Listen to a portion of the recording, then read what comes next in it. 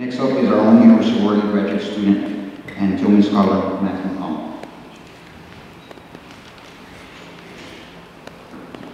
Thanks, Ed. Good morning. I'm honored to be here today to speak. I think it's a privilege to share some words with you. Since it's Veterans Day, I'm going to invoke Veterans License. I'm going to speak my mind, and I'm going to be brief in doing so. But the question that was presented to me to answer was how has my military experience shaped me? So the words I say are going to be representative only of me, and I urge you to receive them as one voice among many veterans. I'd like to explain how my military experience has shaped me through 3 quotations.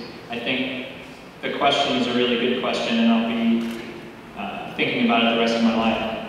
But this morning, 3 quotations. The first one is from Martin Luther King.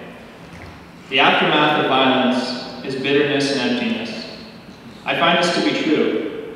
There are other aspects to military service: discipline, sacrifice, camaraderie, leadership, to name only a few. But the ultimate measure of readiness for a military unit is the duration, intensity, and efficient delivery of violence that they can level on an opponent." 13 years of violence in multiple countries has caused a lot of bitterness and emptiness. I've learned that violence is multidirectional. I can't harm you without harming me. Second quotation today is from Judith Herman's Trauma and Recovery, a book that I found particularly helpful in my own journey to healing, and I recommend to all veterans who are interested in the same. Quotation is, "Combat might thus be considered a social rite of initiation into the coercive violence at the foundation of adult society."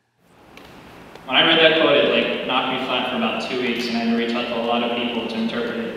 It's really powerful for me.